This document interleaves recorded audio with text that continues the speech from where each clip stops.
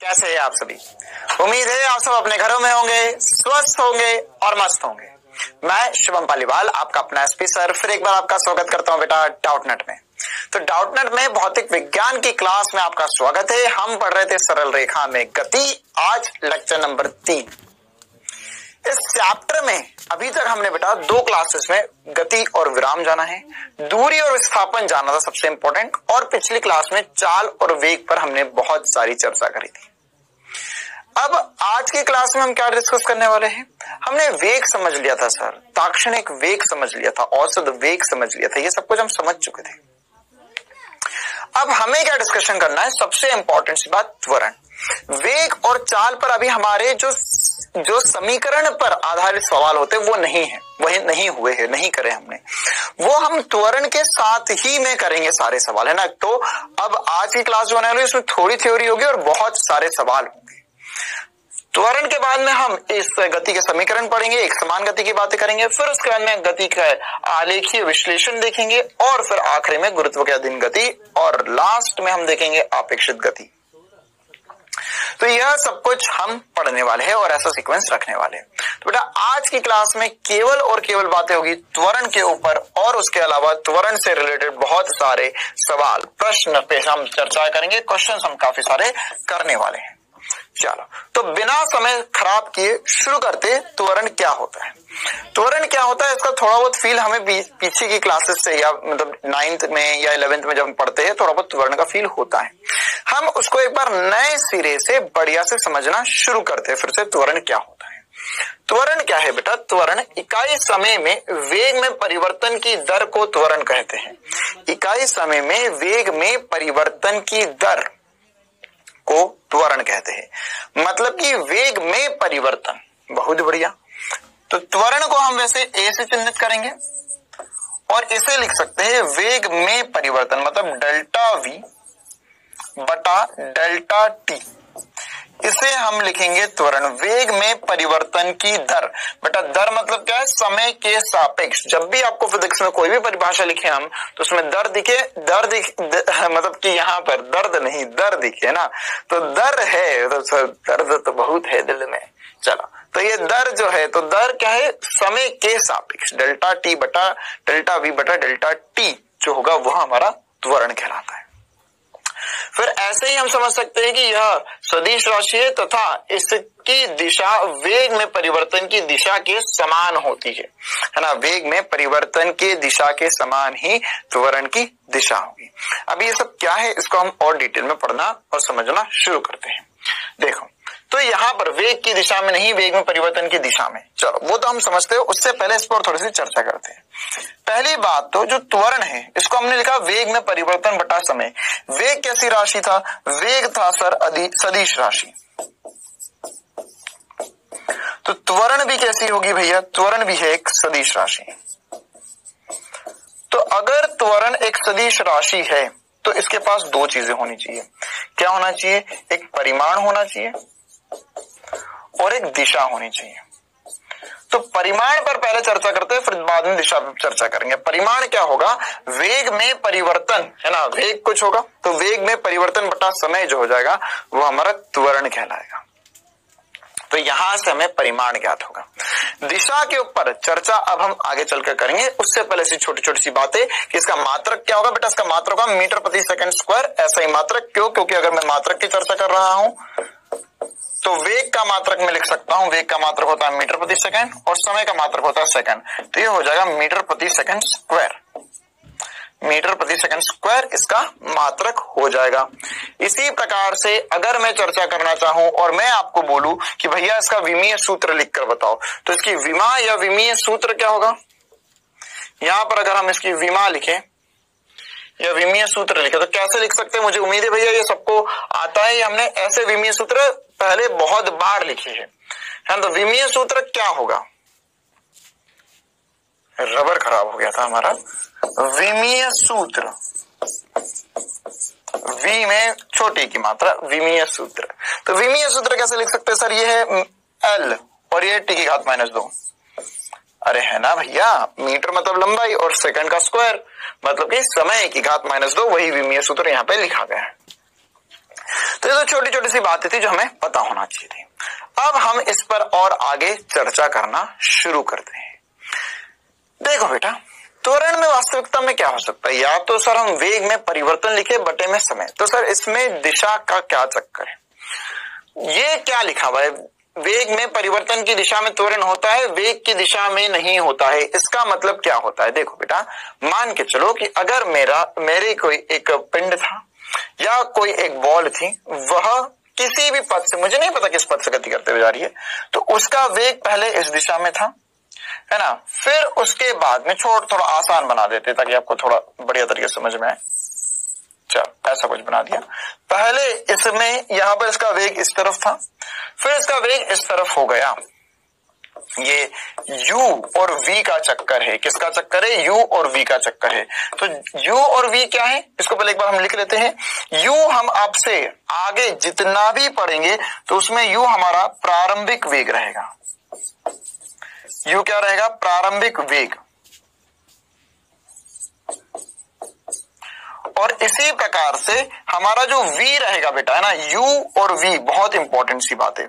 v जो रहेगा, v को मैं ऐसा बनाऊं, या हो सकता है कि अगर आपको थोड़ा बेहतर लगे तो मैं ऐसा भी बना सकता हूं, है ना।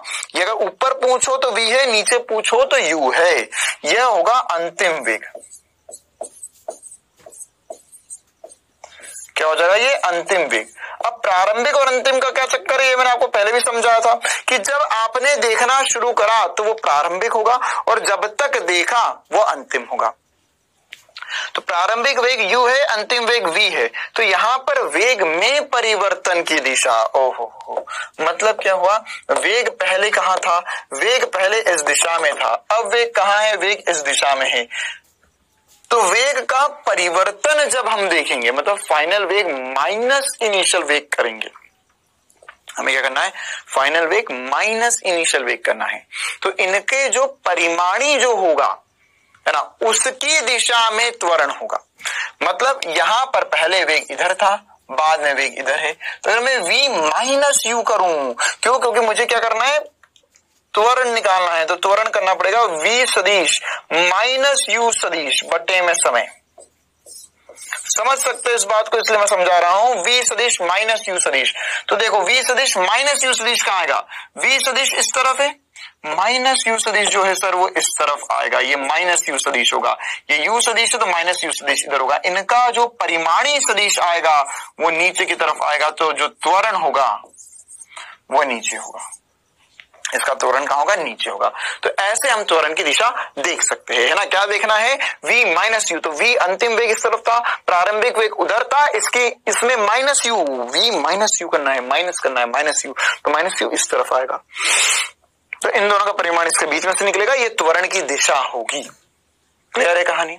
तो ऐसे हम त्वरण की दिशा समझ सकते हैं। यह वेग की दिशा में नहीं है, इनके परिमाणी वेग की दिशा में है। या जब हम घटाएंगे तो वेग आएगा उसकी दिशा में। चलो, तो ये तो सर हमको थोड़ा बहुत चमका, और चमकाओ इसे। देखो अब उसे और चर्चा करते हैं इन बातों पे, और दिशा पे और भी थोड़ी बहुत चर्चाएं करते हैं और इन सबको समझते हैं। मैंने अभी जो वेग, ये त्वरण की बात करी बेटा, तो त्वरण क्या था मेरा? त्वरण था सर वेग में परिवर्तन। तो देखो बेटा, वेग में परिवर्तन को हम चाहे तो इसे हम एक्चुअल में डेल्टा v बटा डेल्टा t लिख रहे हैं, है ना। और यहां पर हम इसमें अगर मैं कहूं कि वेग जो है वो नियत दर से बढ़ता जा रहा है, तो मैं चाहूं तो इसे यहां पर लिख सकता हूं a बराबर v माइनस u बटा t, है ना। क्या लिखा? प्रारंभिक वेग माइनस अंतिम वेग बटा t। ठीक है।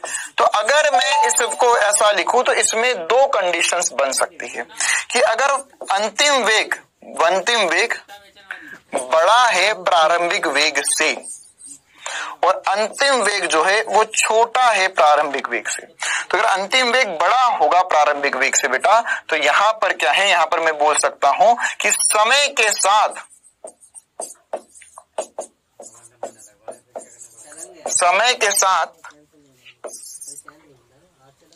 साथ वेग बढ़ रहा है। वेग कैसे बढ़ सकता है? वेग दिशा थोड़ी ना दिशा परिवर्तित हो सकती है, दिशा बढ़ घट थोड़ी सकती है। वेग कैसे बदल रहा है? चाल से बदल रहा है। तो चाल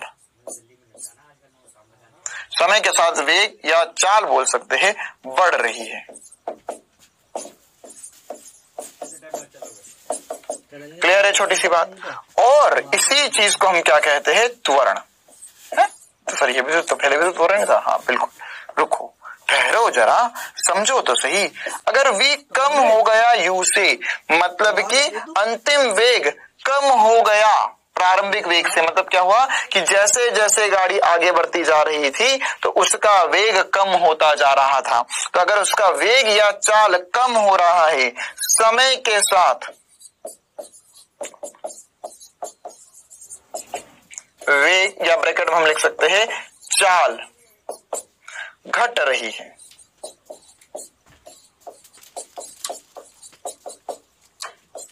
तो अगर ऐसा हुआ तो मैं कहूंगा कि यह एक्चुअल में जो त्वरण था ये धनात्मक था, ऊपर वाला है ना, पॉजिटिव त्वरण था। और ये वाली कंडीशन में जब v कम है u से तो जो त्वरण होगा a वो ऋणात्मक होगा। कॉमन सेंस की छोटी छोटी सी बातें करूंगा अभी तो मैं, ऋणात्मक होगा या नेगेटिव त्वरण होगा। और नेगेटिव त्वरण को हम मंदन कहते हैं, याद रखना है। नेगेटिव त्वरण को, नेगेटिव ए को मंदन कहते हैं। तो मंदन वास्तविकता में क्या है, मंदन त्वरण ही है ना। लोगों को लगता है मंदन और त्वरण अलग अलग चीज है, मंदन और त्वरण एक ही चीज है, बस फर्क ये है कि जो त्वरण है उसका नेगेटिव जो है वो मंदन है। मतलब मैं यहां पर लिख सकता हूं कि जो त्वरण है ना, उसमें अगर आपको मंदन लिखना है तो माइनस त्वरण जो है वो मंदन है।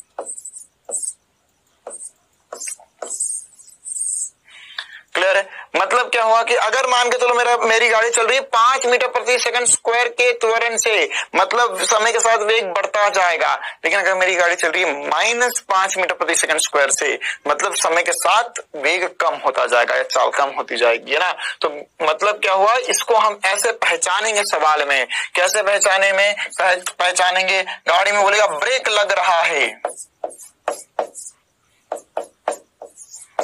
ब्रेक लग रहा है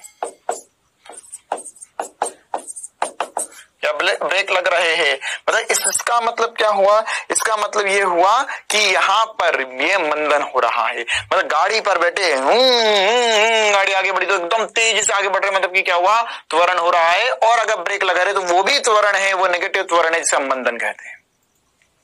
क्लियर है छोटा सा कंसेप्ट। चलो अब हम और आगे बढ़ते हैं और त्वरण में ही बातें करते हैं हम औसत और ताक्षणिक त्वरण की। किसकी बातें करते हैं, औसत और ताक्षणिक त्वरण की। क्या होता है बेटा, एकदम आसान सी बात है जैसे हम करते आ रहे थे अभी तक।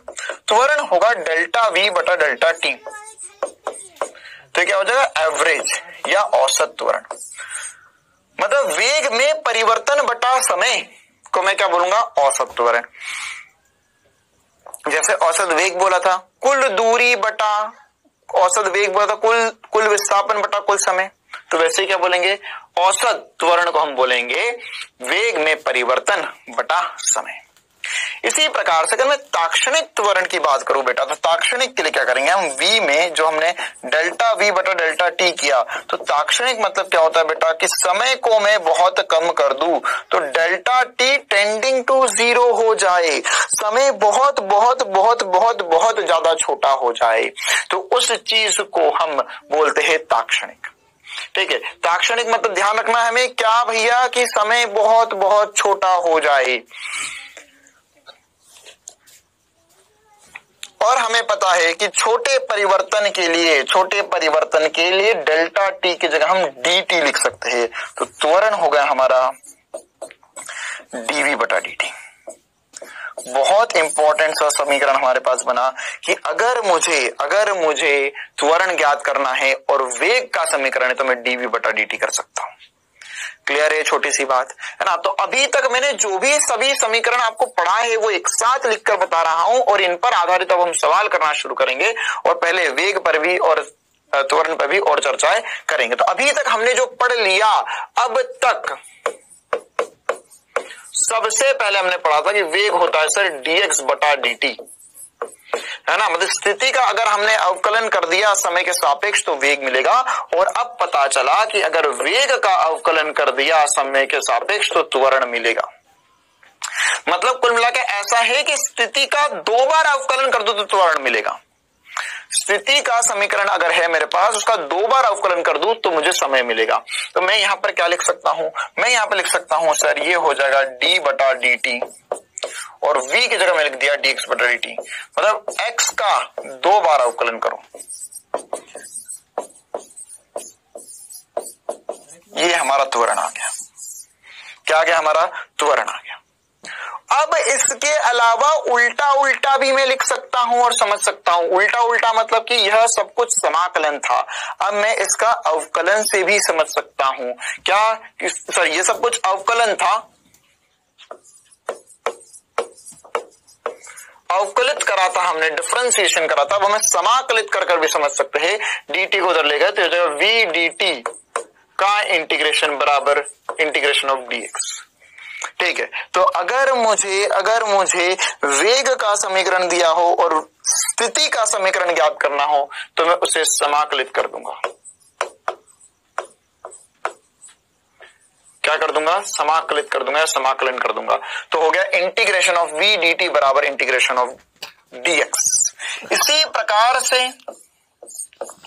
मैं चाहूं तो अगर मुझे त्वरण का समीकरण है और वेग का समीकरण ज्ञात करना है तो उसे भी मैं इंटीग्रेशन कर सकता हूं, इंटीग्रेशन ऑफ a dt बराबर इंटीग्रेशन ऑफ dv। तो इस हिसाब से मैं, अगर मुझे वेग दिया हो तो x दिया, वेग अवकलन है ना, मतलब ऐसा कुछ है। x ऐसा समझो, इस चीज को ऐसा याद रख लो कि यहां पर है भैया x, यहां बना देते हैं, है ना, ये यहां पर बन जाएगा, चलो x, है ना, ये यहां पर बन जाएगा, चलो x v a।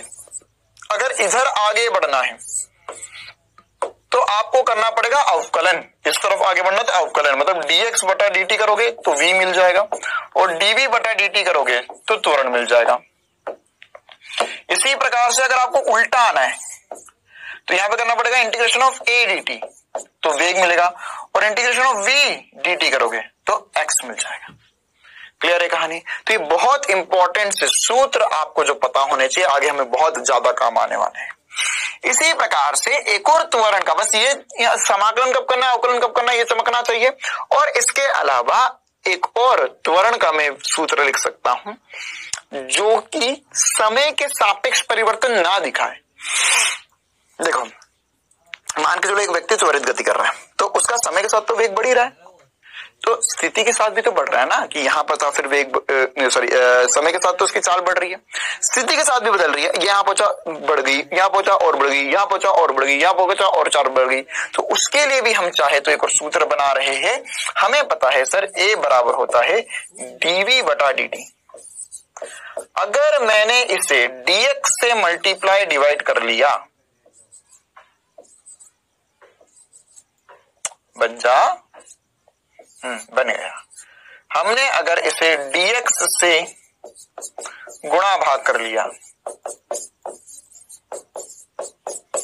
तो यहां पर देखो मैंने क्यों किया, क्योंकि मुझे पता है सर कि यहां पर dx बटा dt जो होता है वो वेग होता है। तो ये जो dx बटा dt है ना, dx बटा dt है ना, इससे मैंने पूरे को वेग लिख दिया। तो यहां पर क्या मजा आया, देखो भैया यहां पर मैंने लिखा त्वरण बराबर हो गया सर dx बटा dt को वेग लिख दिया, और ये हो गया dv बटा dx। तो v dv बटा dx। अगर मान के चले तुझे कल को भगवान ना करे, लेकिन ऐसा है नीट वाले जरूर कर चुके हैं, AIPMT वाले बहुत बार कर चुके हैं, उन्होंने एक वेग का समीकरण दिया और वो समय में नहीं था। अगर समय में होता तो सीधे सीधे अवकलित करके त्वरण निकाल लेता, वह समय में नहीं था, वो x में था, और बोला त्वरण बताओ। तो त्वरण कैसे बताओगे, v dv बटा dx कर v वेग का समीकरण होगा उसको रखो, फिर उसी का dv बटा dx करके दोनों का गुणा कर दो तो त्वरण निकल जाएगा। तो ये जो मैंने आपके सामने लिखा है और अब तक और अब आगे की कहानी बहुत बहुत ज्यादा इंपॉर्टेंट है। ये सारे समीकरण, सभी सूत्र आपको आधी नींद में भी याद होने चाहिए। क्लियर है बेटा, है ना। पहले v dv dx बटा dt v होता है। सर अब तो रट लेंगे, हमको तो याद रहेगा, अब आगे बढ़ते हैं। तो यहां पर अब हमें और क्या समझना, हमें त्वरण से रिलेटेड और भी कुछ जो थियोरिटिकल क्वेश्चंस आते हैं नीट में उन्हें समझना पड़ेगा। ठीक है, तो अब त्वरण कब है, कब पॉजिटिव है, कब नेगेटिव है। देखो ध्यान से, अभी तक मैंने आपको क्या बताया था कि त्वरण पॉजिटिव नेगेटिव बताया। कैसे बताया मैंने पॉजिटिव नेगेटिव, कि यहां पर है ना त्वरण पॉजिटिव नेगेटिव मैंने कैसे बताया, मैंने बताया कि अगर वेग बढ़ रहा है तो पॉजिटिव, घट रहा है तो नेगेटिव है। लेकिन अब साथ ही साथ दिशा का भी चक्कर है। क्या दिशा का चक्कर है उसको अब हम डिटेल में समझना शुरू करते हैं और इसमें बहुत इंपॉर्टेंट सी बात करते हैं त्वरण को लेकर। हम कुछ कंडीशंस मानेंगे और समझेंगे कि क्या ऐसा संभव है या नहीं है ना, या अगर ऐसा होगा तो क्या होगा। ऐसे सवाल हमें नीट में बहुत पूछे जाते हैं थ्योरेटिकल, कि अगर त्वरण और वेग की दिशा समान है तो चाल बढ़ेगी, घटेगी, नियत होगी। एक दूसरे के विपरीत है तो बढ़ेगी, घटेगी या नियत रहेगी। ऐसे सवाल। ठीक है, तो हमने माना, पहले सवाल से शुरुआत करते हैं कि यदि वेग पॉजिटिव में है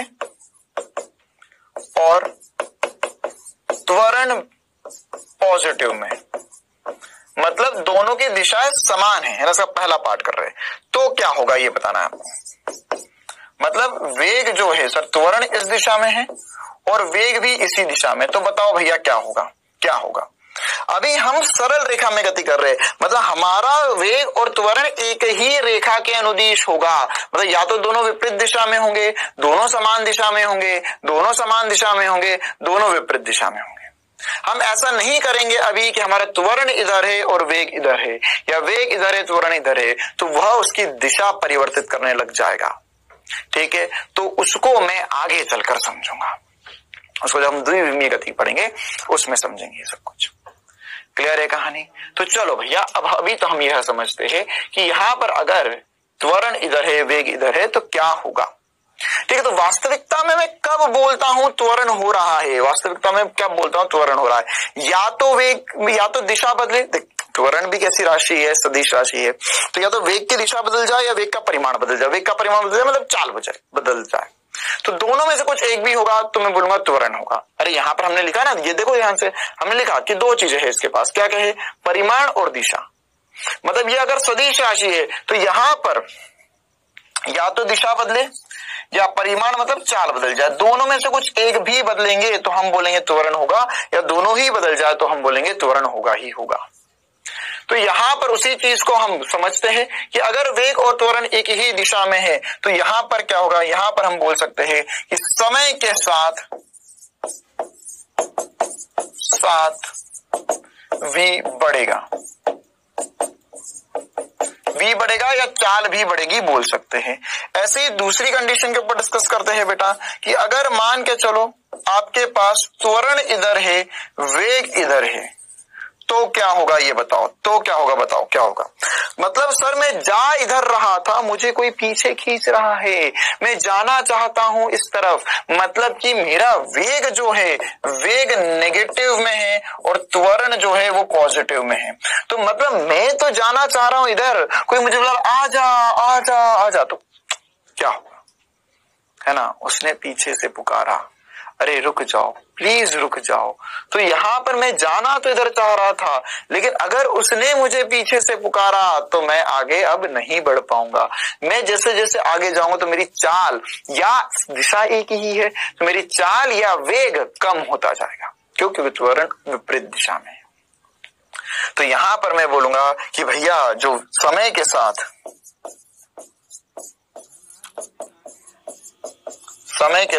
v कम होगा।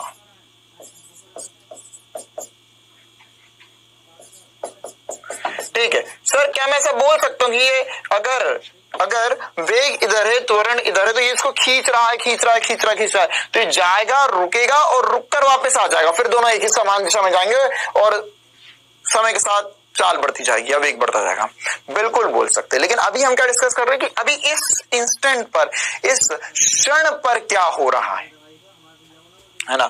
हम किसकी बात कर रहे हैं, इस क्षण पर,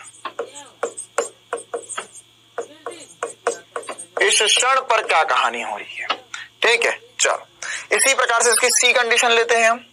सी कंडीशन में हमने आपको बोला कि अगर मान के चलो त्वरण जो है वो भी इस दिशा में है और अच्छा एक सेकेंड, अब हम वेग को पॉजिटिव बोल देते, त्वरण को नेगेटिव बोल देते, मतलब वेग जो है वो पॉजिटिव दिशा में है और त्वरण जो है वो नेगेटिव दिशा में, मतलब फिर से दोनों की दिशा विपरीत है। देखो यहां पर दिशा विपरीत है,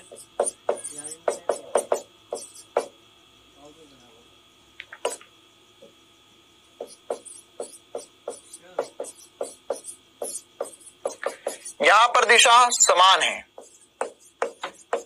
समान दिशा है, ठीक है। यहां पर क्या है, फिर से विपरीत दिशा है, विपरीत दिशा है। तो अगर विपरीत दिशा है तो क्या होगा, विपरीत दिशा है तो क्या होगा, तो मैं यहां पर बोल सकता हूं कि यह फिर से समय के साथ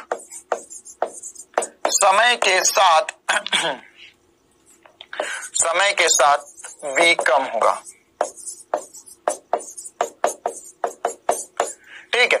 मतलब मैं ये समझाना चाह रहा हूं कि तुम्हारे दिमाग में ऐसी बात ना सेट हो जाए कि सर जब त्वरण नेगेटिव होता है तो वेग कम होता है। ये जो स्टेटमेंट बोल रहा है या जो स्टेटमेंट समझ रहा है अत्यंत ही मूर्ख है। देख यहां पे त्वरण पॉजिटिव है लेकिन फिर भी वेग कम हो रहा है, यहां पे त्वरण नेगेटिव है तो भी वेग कम हो रहा है ना। मतलब क्या है कि त्वरण के पॉजिटिव नेगेटिव होने से वेग कम ज्यादा नहीं होता, वेग की क्या दिशा है ये भी तो पता करना पड़ेगी। अगर कोई तुम्हें बिगाड़ना चाहता है ना, वो चाहता है कि नहीं भैया ये तो नीट का एग्जाम ना निकाले, ये बहुत बिगड़ जाए, तो क्या वो उस पर निर्भर करेगा? नहीं, वो तुम पर भी निर्भर करेगा कि तुम क्या करना चाहते हो अपनी जिंदगी के साथ, ठीक है। कुछ बच्चे देखा ना कि कुछ बच्चे सुधरे हुए लोगों के साथ रहकर भी बिगड़ जाते और कुछ बिगड़ों के साथ रहकर भी सुधरे रह जाते हैं, ठीक है। तो ये अंतर मन मतलब खुद का वेग, खुद की दिशा क्या थी उस पर बात निर्भर करती है। ऐसे ही सी देखते हैं, सी हो गया भैया, डी देखते हैं। अब इसमें क्या होगा कि अगर मान के चलो मैंने बोला कि वेग भी नेगेटिव है, त्वरण भी नेगेटिव है, वी और ए दोनों ऋणात्मक है,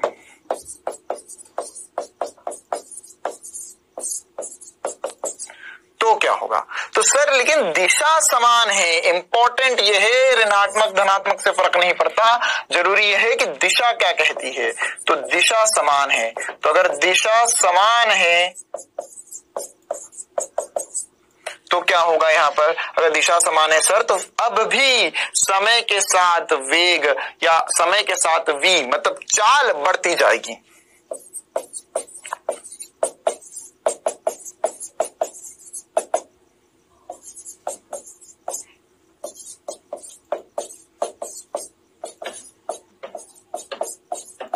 क्लियर है कहानी? तो समय के साथ यहां पर चाल बढ़ेगी ही बढ़ेगी।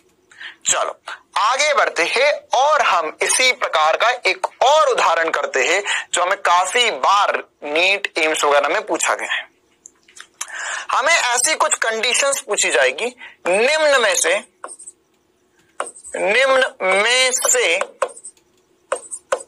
क्या संभव है।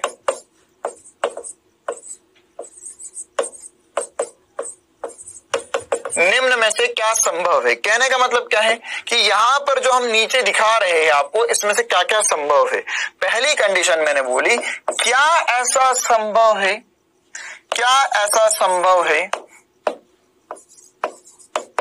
क्या ऐसा है ना, मतलब ये सवाल है, उसी को हम दूसरे रूप में लिखकर बता रहे हैं आपको बस। हाँ भैया, क्या यह संभव है,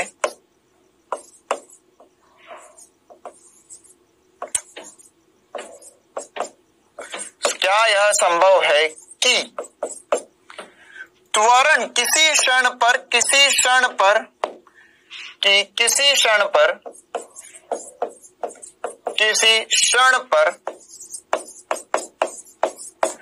त्वरण शून्य हो जाए और वेग भी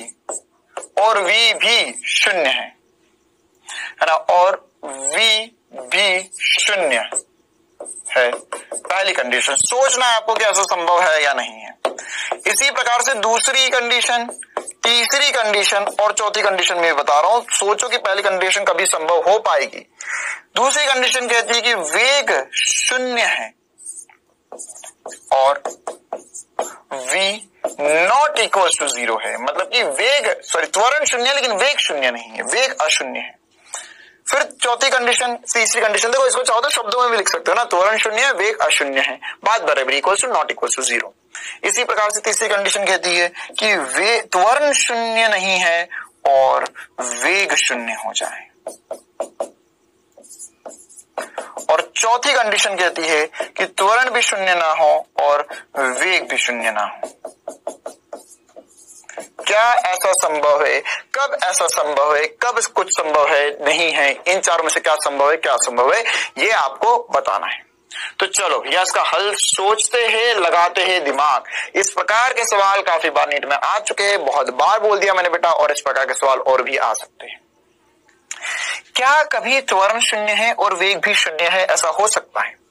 ऐसी स्थिति सोचो कि त्वरण और वेग शून्य है। सर ये तो बहुत ही आसान सी बात है, क्या सोचना है इसमें। अगर वस्तु या पिंड स्थिर है या गति ही नहीं कर रहा, वेग शून्य, ले भैया रामलाल खड़ा है, रामलाल सोच रहा है, अपने दिमाग पे जोर लगा रहा है, भैया कुछ तो सोच लूं मैं, अपने बाल खुजाल रहा है खड़े होकर, है ना। तो यहां पर क्या होगा, ये रामलाल खड़ा हुआ है, रुका हुआ है, तो इसका वेग शून्य है। यहां पे लिख देते रुका है तो वेग शून्य होगा, वेग शून्य और रुका हुआ है तो त्वरण भी शून्य होगा, कोई रॉकेट साइंस नहीं है। दूसरा सोचना इंपॉर्टेंट है। दूसरा सोचते हैं कि ऐसा संभव है कि त्वरण शून्य है लेकिन वेग अशून्य है, वेग शून्य नहीं है। ऐसा संभव है क्या? वेग शून्य नहीं है तो कैसे हो सकता है? सर त्वरण शून्य नहीं है, मतलब वो त्वरण शून्य है, मतलब त्वरित गति नहीं कर रहा। वेग अशून्य है, मतलब गति तो कर रहा है। अरे ये तो आज तक जो पढ़ते आए थे त्वरण के पहले जो सब कुछ पढ़ा वैसी ही बात है कि अगर वस्तु एक समान वेग से गति करे,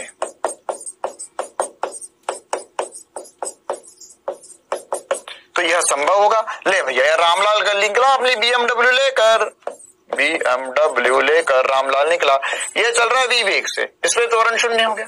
चल रहा भैया 10 मीटर प्रति सेकंड से, 10 मीटर प्रति सेकंड से चल रहा है, 10 मीटर प्रति सेकंड से चलता ही जा रहा है, तो इस पे त्वरण हमेशा ही शून्य है। सुहाना सफर और मौसम चलते जा रहा, बहुत सुहाना मौसम। तो क्या होगा, ये 10 मीटर पर सेकंड से चल रहा है, त्वरण शून्य है, वेग नियत आ गया। अच्छा, तीसरी कंडीशन में आएगा मजा। अब ऐसा सोचो कि क्या ऐसा संभव है कभी कि त्वरण शून्य ना हो लेकिन वेग शून्य हो जाए, मतलब कि वस्तु त्वरित गति कर रही है और चल भी नहीं रही है, वस्तु त्वरित गति कर रही है और चल भी नहीं रही है। ऐसा कब होगा? सोचो। ऐसी बहुत सारी जगह हो सकता है, देखो, है ना। स्क्रीन पॉज करके कमेंट भी कर सकते हो। देखो सर मैंने आपसे पहले सोच लिया। क्या हो सकता है बेटा कि अगर वेग और त्वरण की दिशा एक दूसरे के विपरीत हो जाए, वेग और त्वरण की दिशा एक दूसरे के विपरीत हो जाए तो ऐसा होगा, है ना। जैसे मान के चलो इस गेंद को या इस पेन को या वस्तु को मैंने ऊपर फेंका और ये ऊपर फेंका और ये नीचे आई, तो अगर किसी चीज को हमने ऊपर फेंका है, वो उच्चतम बिंदु तक पहुंची है और वो फिर नीचे आई है, तो वो कैसे नीचे आ गई? मतलब कि वो जब ऊपर गई रुकी, उसका वेग शून्य हुआ और वो फिर नीचे आ गई। तो जो धरती माँ का त्वरण है या धरती माँ का बल है या धरती माँ के बल के कारण जो त्वरण है बेटा, वो तो हर जगह एक समान है। वस्तु को तुम ऐसे फेंको, तुम रुकी रहे, दौड़ रही है, कोई फर्क नहीं पड़ता। धरती माँ का प्यार तो सबको अपनी तरफ खींच रहा है। तो अगर धरती माँ का प्यार केंद्र की तरफ है, अब सबको अपनी तरफ खींच रहा है, तो हर एक क्षण पे त्वरण तो जी ही होगा। लेकिन मतलब त्वरण तो अशून्य है, लेकिन जब वो ऊपर जा रही थी तो वेग कम हो रहा था। क्यों? क्योंकि ऊपर जा रही है, त्वरण नीचे है, त्वरण तो हमेशा ही नीचे है, तो ऊपर जा रही तो वेग कम होगा कम होगा कम होगा, रुकेगी फिर वापस आएगी। तो उच्चतम बिंदु पर वेग शून्य होगा और त्वरण अशून्य होगा। तो ऐसा हम लिख सकते हैं, जब गेंद को ऊर्ध्वाधर ऊपर की ओर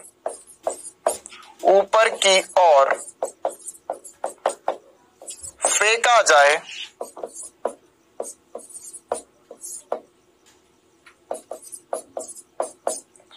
तब गति के उच्चतम बिंदु पर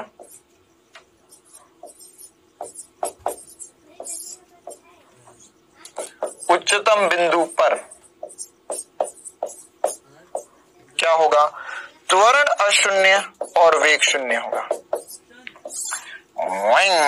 ऐसे में तो यहां पर वेग शून्य है और त्वरण हमेशा नीचे की तरफ जी लगेगा ही लगेगा। या ऐसा भी हो सकता है कि अगर वेग इस दिशा में है या वेग इस दिशा में, त्वरण इस दिशा में है, तो ये जाएगा रुकेगा वापस आएगा। मतलब मैं ऐसा लिख सकता हूं कि जब भी वस्तु या मैं ऐसा लिख सकता हूं, जब भी वस्तु यू टर्न लेगी, यू टर्न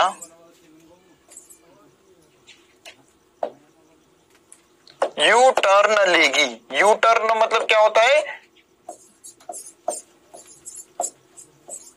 मतलब ये जा इधर रही थी और घूम कर वापस आ गई। अब ऐसा नहीं कि सर ये गए और ऐसा घूम कर आ गए। अबे अगर ऐसा गए, तुम ऐसा गए और इधर की तरफ से घूम कर तो द्विविमीय गति हो गई। ऐसा मोड़ा मतलब द्विविमीय गति कर ली तुमने, तुमको एक विमीय गति करना था। यहां पर जाना है सीधा सीधा सीधा, अब इधर नहीं जाना है, पीछे जाना है, तो रुकना ही पड़ेगा और ऐसा घूमना पड़ेगा, तभी तो तुम इधर जा पाओगे।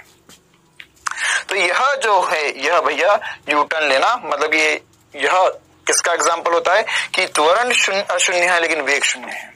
डी वाला एग्जाम्पल डिस्कस करना कोई बड़ी बात नहीं है, डी तो एकदम आसान सी कहानी है भैया। डी वाला बहुत ही आसान सी कहानी है। क्या होगा सोचो, त्वरण अशून्य है और वेग भी अशून्य है, तो इसमें कौन सी बड़ी बात है। रामलाल को बिठा दो अपनी BMW में और इसे चला दो 10 मीटर प्रति सेकंड से और त्वरण दे दो इसको इस तरफ ही 1 मीटर प्रति सेकंड स्क्वायर का। तो त्वरित गति जब भी होगी तो क्या होगा भैया, त्वरित गति होगी तो वहां पर त्वरण होगा मतलब कि वेग भी है और त्वरण भी है, तो दोनों अशून्य होंगे। एक बहुत ही ज्यादा इंपॉर्टेंट सी कंडीशन। क्लियर है कहानी। चलो अब आगे बढ़ते हैं। हमने त्वरण को लेकर थ्योरेटिकल बातें सारी कर ली सर, अब हम कुछ न्यूमेरिकल्स की बात करते हैं, कुछ क्वेश्चंस की बात करते हैं। तो पहला क्वेश्चन, अब हम केवल क्वेश्चन ही क्वेश्चन करेंगे, है ना। जो हमने समीकरण पीछे पढ़ाए थे, आपको जो सूत्र पढ़ाए थे उन पर ही आधारित अब हम बहुत सारे सवाल करने जा रहे हैं। तो यहाँ पर अगर हम सवाल करेंगे तो कैसे होगा। देखो पहला सवाल आपके सामने, t सेकंड पर एक सरल रेखा के अनुदिश किसी कण का विस्थापन x दिया है, निम्न सूत्र द्वारा व्यक्त किया जाता है। तो हमें पता है x बराबर दिया है a0 plus a1t plus a2t square. तो यहां पर हमें वेग ज्ञात करना है, हमें त्वरण ज्ञात करना है, वेग ज्ञात करना है, त्वरण ज्ञात करना है। वैसे तो त्वरण बोला है, हम पहले वेग ज्ञात करेंगे तभी तो त्वरण ज्ञात कर पाएंगे। तो इसलिए मैंने वेग पे आपको अलग से सवाल नहीं करवाया, उधर समय खराब करने वाली बात है ना। यहाँ पर आप त्वरण ज्ञात करो तो बिना त्वरण ज्ञात करे वेग कैसे ज्ञात कर लोगे। आ गया जिंदगी का मजा। तो पहले सर करना पड़ेगा हमें dx बटा dt, तो ये dx बटा dt होगा वेग। तो अब आसान से सवाल कर रहे हैं, पहले तो हम इसका करेंगे हम अवकलन। क्या करेंगे, अवकलन। तो इसका अवकलन करो तो ये भी हो जाएगा sir d a0 plus a1t plus a2t square बटे में dt। तो इसका कर दो अब अवकलन, तो इसका अवकलन मतलब क्या होता है, इसका अवकलन मतलब क्या होगा, कैसे करेंगे। देखो भैया वेग क्या होगा, ये होगा, अवकलित करो सर, तो ये हो गया है a0 का अवकलन होगा 0, अरे नियत मान है। a1t का अवकलन होगा a1 इंटू t का अवकलन होगा 1 प्लस a2 तो नियत मान है, t स्क्वायर का अवकलन हो जाएगा 2t। तो ये मेरे पास वेग आ गया। वेग कितना आ गया? वेग आ गया है, इस v को थोड़ा ठीक से बना देते हैं, a1 plus a2 into 2t, ये वेग आ गया। अब त्वरण ज्ञात करना है, त्वरण। तो त्वरण होगा dv बटा dt। त्वरण क्या होगा? dv बटा dt। तो इसका मैं फिर से अवकलन कर दो, त्वरण आ जाएगा। तो त्वरण कैसे निकालेंगे? a बराबर, इसका फिर से अवकलन कर दो, ये हो गया a1। कंफ्यूज मत हो जाए, ये a त्वरण है ना, और a1 a2 तो नियत मान थे। तो यहाँ पे a1 का अवकलन करेंगे बेटा तो वो फिर से 0 हो जाएगा, प्लस 2a2 तो नियत मान है, बाहर आ जाएगा, और t का अवकलन 1 हो जाएगा। एकदम आसानी से अवकलन किया मैंने, तो हो गया 2a2, मेरा आंसर आ चुका है। तो त्वरण जो होगा वो 2a2 हो जाएगा। बिल्कुल आसान से सवाल से हमने शुरुआत करी। चलो अब हम आगे बढ़ते हैं और इस प्रकार के और भी सवाल करते हैं। चलो तो इसी प्रकार से और सवाल देखते हैं यार, बढ़िया बढ़िया से सवाल। अगला सवाल इसी प्रकार का सवाल। सवाल कहता है कि संबंध दिया गया है आपको, एक कण की स्थिति x और समय t के सापेक्ष संबंध दिया है। तो यह बोला हुआ स्थिति x के अनुसार परिवर्तित हो रही है।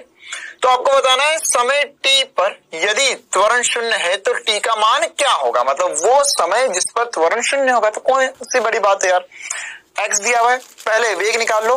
वेग निकालने के बाद में यहां पर त्वरण जो है इसको निकालो और उसे फिर 0 कर दो। तो यहां पर क्या करेंगे? v बराबर करेंगे dx बटा dt। तो ये v बराबर होगा dx बटा dt, मतलब इसका अवकलन कर दो तो a t square minus B T cube बटे में dt। तो यहाँ पे वेग क्या हो जाएगा? ये हो जाएगा, ये इसका अवकलन करो बेटा। तो a t स्क्वायर का अवकलन करना, तो a t स्क्वायर का अवकलन कितना हो जाएगा? a सर बाहर आ जाएगा, t स्क्वायर का हो जाएगा 2t minus b, t cube का अवकलन हो जाएगा 3t स्क्वायर। ये वेग आ गया, इसको थोड़ा अच्छे से सजा के लिख देते हैं। ये हो जाएगा 2at माइनस 3bt स्क्वायर, ये वेग है। अब मुझे पता करना है त्वरण। तो त्वरण क्या होगा? ए क्या भैया? त्वरण है। कंफ्यूज मत होना, जानबूझ के ऐसा देते ये एक ए इधर चिपका दिया ताकि बच्चे त्वरण और इसमें कंफ्यूज हो जाए। ये ए में ना, ये तो एक नियत मान है। तो त्वरण होता है dv बटा dt, ये हो जाएगा d 2at minus 3bt square dt। तो अगर इसका अवकलन करेंगे तो क्या हो जाएगा? 2a इंटू टी का अवकलन हो गया 1 माइनस 3b, ऐसा कैसा रहने दो, टी स्क्वायर का अवकलन हो जाएगा 2t। ये आ गया भैया त्वरण। क्या आ गया? त्वरण। तो त्वरण को एक बार और मैं इधर बढ़िया से लिख देता हूं। यहाँ पर त्वरण को लिख सकते हैं, फाइनली जो हमें निकालना था त्वरण का मान आ गया गुरुजी, ये हो गया है 2a माइनस 6bt। कितना हो गया? 2a minus 6bt। अब उसने बोला कि समय t जिसपे त्वरण 0 होगा, तो त्वरण को 0 कर दिया, हो गया 2a माइनस 6bt। तो यहां से अगर इसे इधर की तरफ ले जाएंगे तो ये हो जाएगा 6bt बराबर 2a, है ना। ये माइनस था तो प्लस हो गया बेटा, तो t का मान लिख सकता हूं मैं 2a बटा 6b, या मैं इसे लिख सकता हूं a बटा 3b। तो बहुत बढ़िया तरीके से ऐसे सवाल हम कर सकते हैं। और सवाल देखते हैं इसी प्रकार के। अगला सवाल देखते हैं। अगला सवाल कह रहा है, एग्जैक्ट इसी प्रकार का सवाल है, हमें विस्थापन y बराबर दिया हुआ है ना। अब ये जानबूझ के ऐसे सवाल लिए जा रहे हैं, y बराबर, तो घबराना थोड़ी ना, y हो x हो, y बराबर अगर कोई समीकरण दिया मतलब y में गति कर रहा है, x बराबर कोई समीकरण दिया तो x में गति कर रहा है, z बराबर दिया तो z में गति कर रहा है, उसमें क्या फर्क पड़ता है?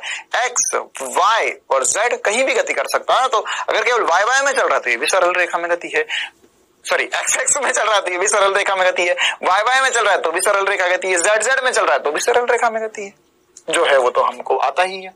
तो व्यक्त किया जाता है प्रारंभिक वेग और त्वरण क्रमशः ज्ञात कीजिए। तो फिर से हम सॉल्व करते हैं। y बराबर दिया हुआ sir a plus B D plus C D square minus D की पावर 4। तो अगर मुझे वेग ज्ञात करना है तो मैं ज्ञात करूंगा dy बटा dt से, वेग ज्ञात करूंगा dy बटा dt से। तो अगर मैं dy बटा dt से वेग ज्ञात करूंगा तो ये क्या होगा? ये हो जाएगा dA plus bt plus ct square minus dt की पावर 4 बटे में dt। तो अवकलन कर रहा हूं मैं इसका, क्या कर रहा हूं? अवकलन। तो a का अवकलन हो गया 0 प्लस b इंटू टी, तो b का अवकलन होगा b, तो नियत माने t का अवकलन हो जाएगा 1 plus c into 2t। Minus D into 4t³। बिल्कुल भी चिंता वाली बात नहीं है, आराम से अवकलन करो, यही होगा, है ना।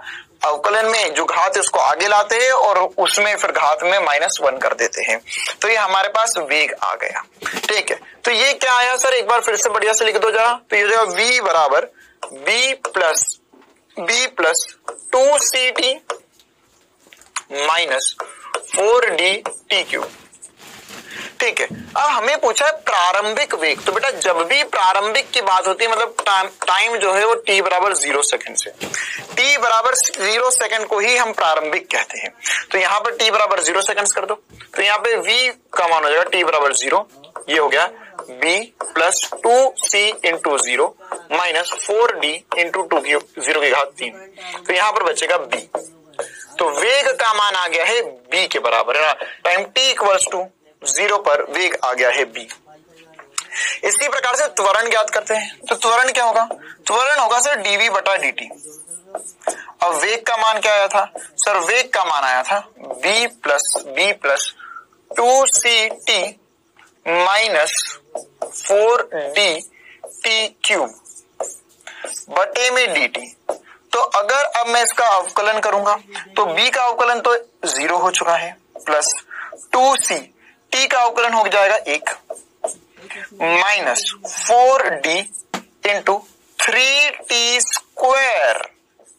t³ था तो उसका अवकलन होगा 3 आगे गुणा में जगह तो 3t² हो जाएगा बेटा। तो यहां से त्वरण क्या हो जाएगा, त्वरण हो जाएगा 2c माइनस 12dt²। तो फिर से क्या बात करना है, प्रारंभिक त्वरण। तो प्रारंभिक त्वरण क्या होगा, जब समय 0 हो जाएगा। तो समय को 0 कर दो, तो t बराबर 0 पर क्या हो जाएगा, यहां पर फिर से मैंने त्वरण में रखा t बराबर 0, तो ये हो गया सर 2c माइनस 12d0 का स्क्वायर। मतलब कितना हो गया, ये 2c हो गया। कितना हो गया, 2c। मतलब b और 2c हमारा सही जवाब होगा। b और 2c हमारा सही जवाब होगा। मतलब प्रारंभिक वेग b है और त्वरण 2c है। इस हिसाब से हम आसानी से चीजें ज्ञात कर सकते हैं। आगे बढ़ते हैं और भी रोमांचक सवालों की तरफ, है ना। हमें बोला गया है यहाँ पर कि v बराबर एक समीकरण दिया है, तो t सेकंड में समय है। तो यहां पर आपको बताना है इस कण का t बराबर 2 सेकंड पर त्वरण ज्ञात करो, है ना। त्वरण भी ज्ञात करो और विस्थापन भी पूछ सकता है, कुछ भी पूछ सकता है वो, है ना। चलो हम एक और नई चीज निकालते हैं, हमने विस्थापन नहीं निकाला अभी तक, तो विस्थापन ज्ञात करो। विस्थापन t बराबर 2 सेकंड पर, ठीक है। दोनों चीज हम ज्ञात करना चाहते हैं। हाँ, त्वरण के काफी सारे सवाल हो गए, विस्थापन का भी प्रैक्टिस कर लेते हैं। तो वेग दिया हुआ है, कोई बड़ी बात नहीं है, आसान सा सवाल। वेग दिया हुआ है v बराबर 2t² माइनस 4t प्लस 3। तो त्वरण क्या होगा बेटा, त्वरण होगा dv बटा dt। अवकलित कर दो तो हो गया sir 2t minus 4 into 1 plus 0, 3 का 0 हो जाएगा, t का 1 हो जाएगा। तो यहां से बचेगा 40 माइनस 4। ये त्वरण आ गया। कब चाहिए, t बराबर 2 सेकंड पर चाहिए। तो यहां पर हो जाएगा सर, ये हो जाएगा त्वरण t बराबर 2 सेकंड पर हो चुका है। ये हो जाएगा 4 इंटू 2 माइनस 4, तो 8 माइनस 4 मतलब हो गया 4 मीटर प्रति सेकंड स्क्वायर। ये त्वरण का मान ज्ञात कर लिया है हमने। अब ऐसे ही हम विस्थापन ज्ञात कर सकते हैं। ओहो, नई चीज, वेग से विस्थापन कैसे ज्ञात करेंगे। देखो, वेग से विस्थापन ज्ञात करने के लिए हमें समाकलन करना पड़ेगा। v dt बराबर dx का समाकलन। तो यहां से हमें ये विस्थापन देगा। क्या देगा बेटा, विस्थापन। तो करते हैं, आओ समाकलन मिलकर। तो ये कितना हो जाएगा, ये लिखो सर, तो हो जाएगा 2t² minus 4t plus 3 dt बराबर समाकलन dx। तो यहाँ पे 2t² का समाकलन क्या होगा, 2t² का समाकलन। तो बेटा देखो, 2 बाहर हो जाएगा, समाकलन करना है 2t² का, तो 2 बाहर हो जाएगा। t² का समाकलन होता है t³ बटा 3 माइनस 4। t का समाकलन करेंगे तो t² बटा 2, है ना। ये ऐसे समाकलन की प्रैक्टिस हमने बहुत करी है बेटा। और 3 के आगे कुछ नहीं है, तो यहाँ पे टी हो जाएगा समाकलन के बाद। तो यह हमें निकालना है 2 सेकंड में। तो यहां पर यह आ जाएगा हमारा x, या हमारा आ जाएगा विस्थापन dx का इंटीग्रेशन x। तो ये कितना हो जाएगा बेटा, ये हो जाएगा 2/3 इंटू टी क्यूब माइनस करेंगे तो कितना हो जाएगा, ये देखो ये लिखेंगे 2t² प्लस 3t, और ये 0 से 3x हो गया है। तो 3 का अगर हम मान यहाँ पे 0 से 2 लेना है, 2 सेकंड पर बोला है ना, हमको स्थिति ज्ञात हो गई है। अब हमें विस्थापन निकालना है। तो विस्थापन कैसे ज्ञात करेंगे, देखो यहाँ पे 2 लिखो तो जाएगा 2/3 इंटू 2 का क्यूब माइनस 2 इंटू 2 का स्क्वायर प्लस 3 इंटू 2 बराबर होगा x। तो इसको हम आसानी से सॉल्व करके x का मान निकाल सकते हैं। ठीक है, कैसे सॉल्व करेंगे भैया, कैसे सॉल्व करेंगे, कर पाओगे कैसे सॉल्व, क्या इसे सॉल्व कर सकते हो, कैसे करेंगे सर इसे सॉल्व। तो सर इसको सॉल्व क्या करेंगे, ये हो जाएगा, देखना ध्यान से, ये होगा 8 इंटू 2 हो गया 16, यहाँ पर होगा 16/3, ये हो गया 16/3 -8 प्लस 6 बराबर होगा x के, -8 प्लस 6 बराबर होगा x के। तो यहां पर से ये लिखना चाहता हम लिख सकते हैं 16/3 -2, 8 और 6 मिलकर बना देंगे -2, ये हो गया x के बराबर। तो हम लिख सकते हैं सर 10/3 मीटर बराबर होगा x के। क्या ये बात चमकती है भैया सभी को, इसको एलसीएम लो 3, ये हो जाएगा 6, 16 - 6 होगा 10/3 मीटर। बहुत बढ़िया बात, बहुत मजा आया। चलो इसी प्रकार के और सवाल करते हैं, है ना, बहुत सारे सवाल करते रहेंगे। एक कण सीधी सरल रेखा OX के अनुदिश गतिशील है, किसी क्षण t सेकंड में है, पर कण की O बिंदु से x मीटर में का मान, है ना, मतलब ये स्थिति दी हुई है।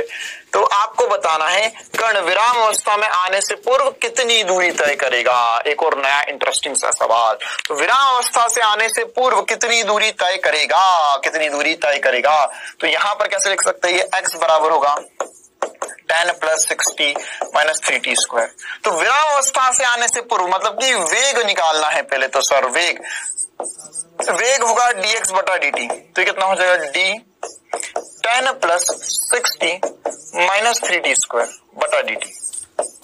तो क्या होगा बेटा, 10 का अवकलन हो जाएगा 0 प्लस 6 इंटू t का अवकलन होगा 1 माइनस 3 t² का अवकलन हो जाएगा 2t। अरे बार बार वही करना पड़ रहा है। ये आ गया है वेग, ये क्या आ गया है, वेग। बहुत इंपॉर्टेंट और इंटरेस्टिंग सा सवाल है, ध्यान से देखो। ये आ गया है वेग, तो वेग का मान कितना आया है सर, वेग का मान आया 6 - 6t। तो विराम अवस्था में आने से पूर्व तय की गई दूरी, तो विराम अवस्था में कब आया, तो वेग कब 0 हुआ, विराम अवस्था में आना।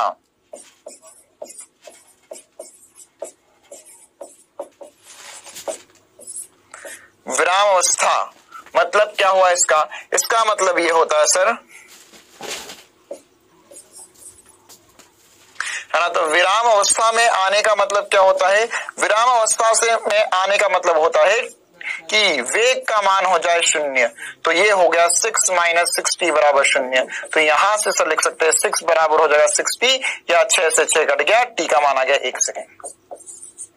मतलब t बराबर 1 सेकेंड पर ये विराम में आया था। तो सर कोई बात नहीं, अब दूरी निकाल लेते हैं। तो ये क्या करेंगे, अब देखो भैया कहानी में नया ट्विस्ट। अब ये पता चला कि ये इसने गति करना शुरू करी, तो यहाँ पर 1 सेकंड में कितना चला वो किससे पता चलेगा, इस सूत्र से पता चलेगा। तो t बराबर 1 सेकंड पर x का मान कितना आएगा, तो सर हो जाएगा 10 प्लस 6 इंटू 1 माइनस 3 इंटू 1 का वर्ग। तो हो गया सर 10 प्लस 6 माइनस 3, ओहो, तो क्या सर 13 मीटर। तो तुमने ऑप्शन में देखा 13 मीटर, सबसे पहला ऑप्शन तुम्हें दिखाई दिया 13 मीटर, तुमने टिक कर दिया और हो गया गलत। ये 13 मीटर क्या है, याद करो, मैंने जब तुम्हें दूरी और विस्थापन सिखाया था, तब मैंने तुम्हें बात बताई थी कि ये है स्थिति बताता है, स्थिति मतलब कहां पर है, तो कितना चल कर गया वो तुझे निकालना है सवाल में, तुझे विस्थापन निकालना है कि कितना चल कर गया। ठीक है, तो अगर तुम्हें दूरी निकालना है तो यहां पर देखो भैया, यहां पर t बराबर 1 सेकंड पर 13 मीटर पर है, तो t बराबर 0 पर कहां है ये भी तो पता करना पड़ेगा। तो t बराबर 0 सेकंड पर क्या होगा, x बराबर होगा 10 प्लस 6 इंटू 0 माइनस 3 इंटू 0 का स्क्वायर, मतलब हो गया 10 मीटर। क्या हो गया, 10 मीटर। तो यहां पर t बराबर 0 पर था, ये 10 मीटर पर, तो कितना चला, तो दूरी हो जाएगी यहां पर 13 माइनस 10, मतलब हो गया 3 मीटर।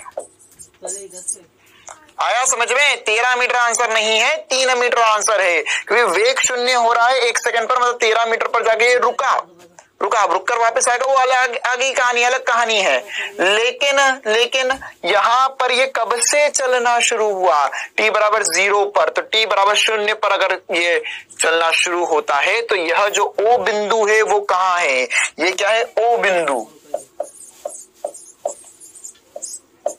और ये क्या है, X बिंदु।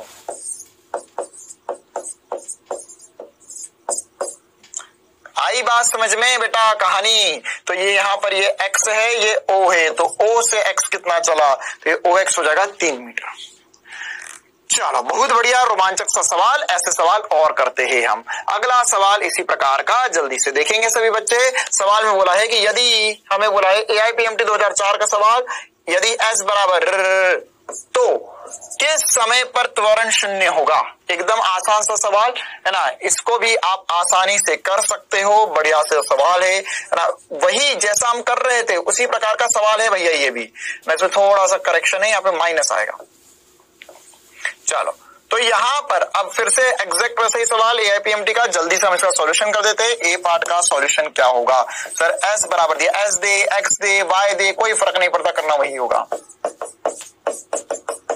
तो यहां पर वेग क्या होगा, बोला है कि त्वरण 0 क्या कब होगा, तो त्वरण निकालने के लिए वेग निकालना पड़ेगा। त्वरण निकालने के लिए वेग कैसे निकालेंगे, यहां पर त्वरण निकालने के लिए वेग, सर वेग फिर से अवकलन कर दो, तो अवकलन कैसे करेंगे, यहां पर अवकलन कैसे करेंगे, तो ये होगा ds बटा dt कर देंगे, तो ये हो जाएगा d 2t cube minus 3t square plus 2t plus 8 dt।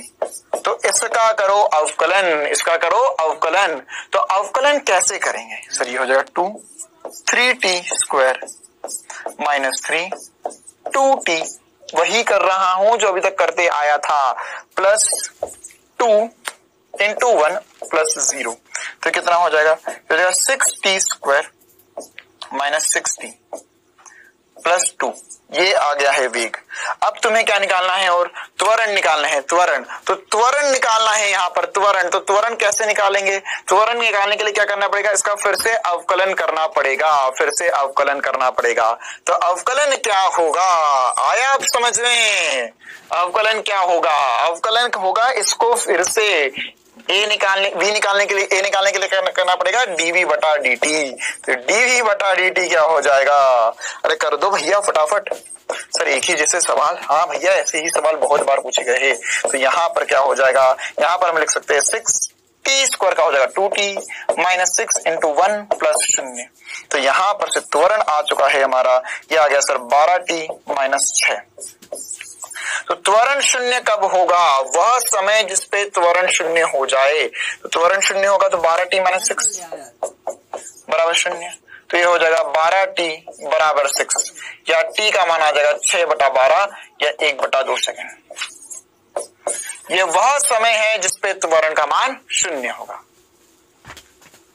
Clear है, तो ये कैसे हो गया, अगला सवाल देखते हैं। अब अगला सवाल देखते हैं, किसी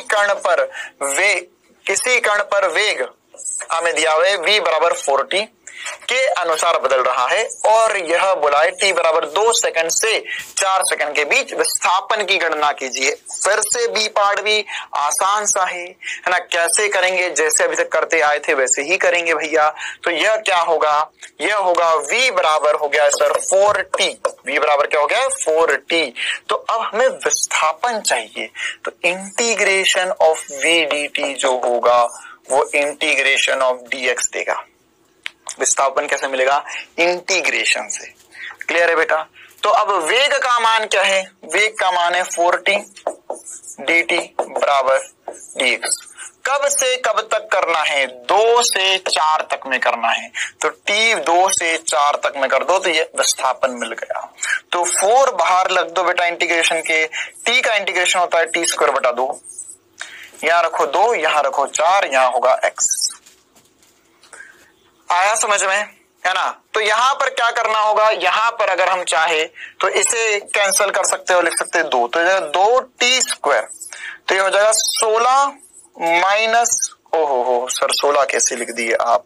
देखो एक और स्टेप कर देते हैं आपके लिए, यहाँ 2 यहाँ 4, यहाँ जब 4 लिखेंगे तो क्या हो जाएगा, ये हो जाएगा 4 का वर्ग माइनस 2 का वर्ग। तो ये कितना हो गया है, ये हो गया x बराबर 2 इंटू 4 का वर्ग होगा 16, 16 माइनस 2 का वर्ग है 4, तो हो गया बेटा x बराबर 2 इंटू 12, यह हो जाएगा x बराबर 24 मीटर। मतलब इसका जो विस्थापन हुआ है वह 24 मीटर हुआ है। तो अगर आपको समीकरण दिया हो तो आप 2 सेकंड में या t बराबर 2 से 4 में विस्थापन कितना हुआ है वो भी बड़ी आसानी से निकाल सकते हो। क्लियर है। चलो ऐसे एक दो और सवाल देख लेते हैं फटाफट, फिर हम अगली क्लास में मिलेंगे और इसी पर और चर्चा करेंगे। तो और क्या सवाल हो सकते हैं, ऐसे ही आपको फिर से x का मान दिया है, AIPMT 2012 का सवाल, सरल रेखा के अनुदिश किसी कण की गति का समीकरण दिया है और बोला है कि यहाँ पर x मीटर में और t सेकंड में, तो वेग शून्य होने पर कण का मंदन बताइए, कण का मंदन बताइए वेग शून्य होने पर। तो बढ़िया सा सवाल, पहले तो ये पता करो कि मंदन कितना होगा, पहले मंदन का समीकरण, वेग का समीकरण वगैरह सब कुछ पता करना पड़ेगा। तो यहां पर क्या होगा, x बराबर है 8 plus 12t minus T cube. तो वेग कितना होगा भैया, dx बटा dt से वेग निकालो। तो ये होगा सर, इसका अवकलन कर दो, सीधे सीधे कर दो, 8 का अवकलन होगा 0 प्लस 12 इंटू टी का अवकलन होगा 1 माइनस टी क्यूब, ये हो जाएगा 3t स्क्वायर। ये अवकलन हो गया, मतलब वेग का मान आ गया मेरे पास 12 माइनस 3t स्क्वायर। ठीक है। तो वेग शून्य होने पर, तो वेग शून्य होने पर समय कितना है उससे त्वरण ज्ञात होगा। तो त्वरण क्या लिखेंगे, त्वरण लिखेंगे सर dv बटा dt। त्वरण क्या लिखेंगे, dv बटा dt। तो dv बटा dt क्या हो जाएगा, d 12 माइनस 3t स्क्वायर बटा dt। तो अगर इसका अवकलन करेंगे तो 12 का अवकलन होगा 0 माइनस 6t, ये त्वरण आ चुका है। देखो भैया 3 था, ये वो 2 आगे आ जाएगा, है ना, तो हो जाएगा 60। तो त्वरण का मान आ चुका है माइनस 60। और यहां पर किस समय पर त्वरण ज्ञात करना है सर, जब वेग शून्य होगा। तो वेग शून्य कब होगा, वेग शून्य होगा सर, ये होगा 12 माइनस 3t स्क्वायर बराबर 0, या इसे हम लिख सकते हैं 12 बराबर हम लिख सकते हैं 3t स्क्वायर, या t का मान हो जाएगा ये 12 बटा 3, या टी स्क्वायर का मान हो जाएगा 12 बटा 3 मतलब 4। तो टी का मान हो चुका है प्लस माइनस 2 सेकंड, नेगेटिव नहीं लेंगे तो यहां पर से हम लेंगे 2 सेकंड ही, है ना, क्यों, क्योंकि समय कभी नेगेटिव नहीं हो सकता। तो यहां पर हम लिखेंगे केवल 2 सेकंड हमारा आंसर है। तो अब इसको उठाकर यहां रख दो तो त्वरण का मान आ जाएगा। तो त्वरण का मान कितना आ गया, यहां लिख देते हैं, ये आ गया सर -6 इंटू 1, मतलब -6 मीटर पर सेकंड स्क्वायर त्वरण आया है। क्या आया है, त्वरण आया है। -6 सर ऑप्शन में ही नहीं है, उसने पूछा क्या है? उसने पूछा है मंदन। मैंने तुम्हें सिखाया है कि जो मंदन होता है बेटा वह बराबर होता है माइनस त्वरण के। मंदन क्या होता है? मंदन होता है नेगेटिव त्वरण। फिर से मंदन क्या होता है? नेगेटिव त्वरण। मंदन क्या होता है? नेगेटिव त्वरण। तो ये हो जाएगा -6, तो ये हो गया +6 मीटर पर सेकंड स्क्वायर। क्लियर है कहानी? चलो बेटा, तो अब क्विज के रूप में कुछ सवाल दे रहा हूं, जल्दी से इनके जवाब दो और फिर हम मिलेंगे अगली क्लास में। हाँ, तो क्विज का पहला सवाल आपके सामने। चलो भैया जल्दी से इसका जवाब दो। विरामावस्था से गतिशील एक इलेक्ट्रॉन का वेग व्यंजक दिया गया है आपको और बोला है कि यदि k का मान 2 है तो इलेक्ट्रॉन द्वारा प्रथम 3 सेकंड में चली गई दूरी क्या होगी? आसान सा, बढ़िया सा, प्यारा सा, सुंदर सा, छोटा सा सवाल।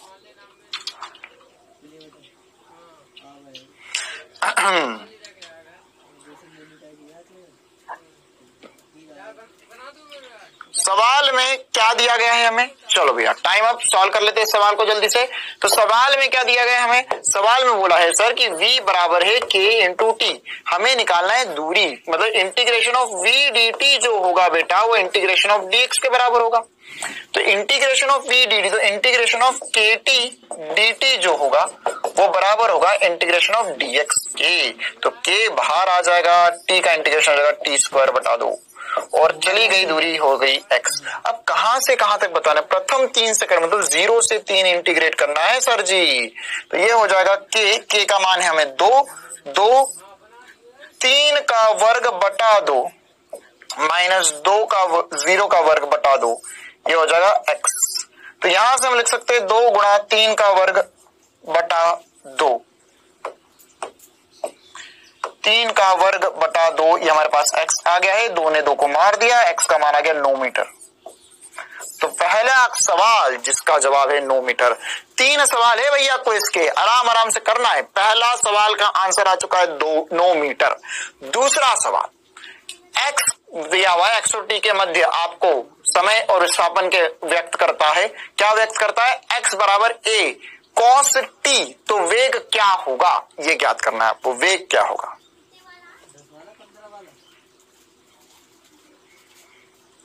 वेग क्या होगा?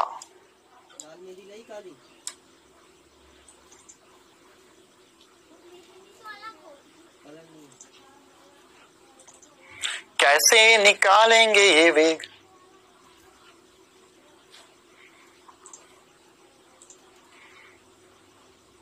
चलो भैया हो गया।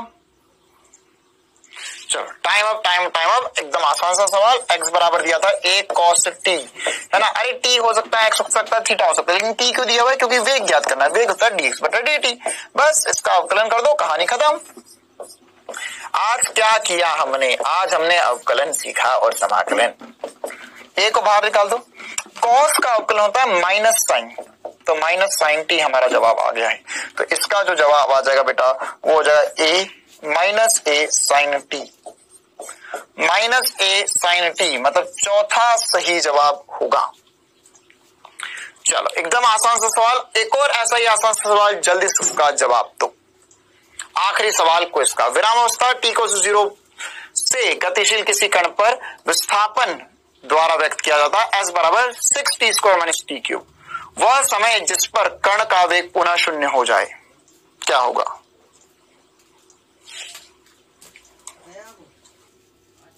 गया है वो टंकी फिट कर दिया, जो टंकी फिट कर दिया था।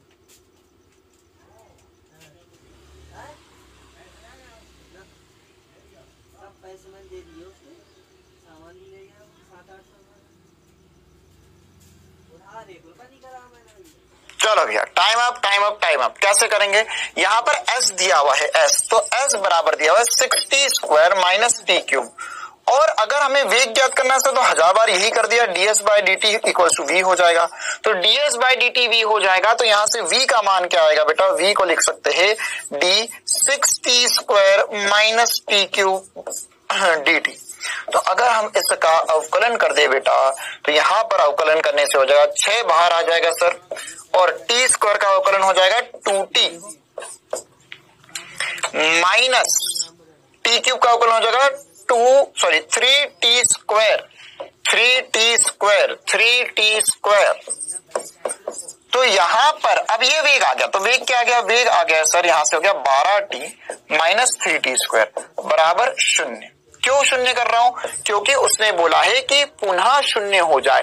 तो सर पुनः शून्य का क्या चक्कर है, ये भी समझते हैं। पहले शून्य कब होगा ये हमने पता करा, तो ये यहां पर t का मान कितना है वो देख लेते हैं, या यहां से क्या करेंगे, इसे उधर ले जाओ तो जब 12t, अच्छा इसको एक काम करो 12t मत करो, ऐसा करो, इसको थोड़ा सा आसान बना रहा हूं मैं आप लोगों के लिए। इसमें से यहां से 3t कॉमन ले लो, तो 3t जैसी कॉमन लोगे तो हो जाएगा 4 माइनस t हो जाएगा 0 के बराबर। तो यहाँ पे 3 इंटू t बराबर 0 होगा, ये 4 माइनस टी, यहाँ से बेटा 3 को कॉमन लिया 3 और t को, तो यहाँ पे 12 मतलब 4 बचेगा और यहाँ पे t बचेगा। तो यहाँ पे 3 इंटू टी 0 है या 4 माइनस टी 0 है, तो यहाँ पर t बराबर 0 हो सकता है या 4 माइनस टी बराबर 0 हो सकता है, मतलब t बराबर 4 सेकंड हो सकता है। आई बात समझ में, क्या ये बात बेहतरीन तरीके से सभी को चमकती है।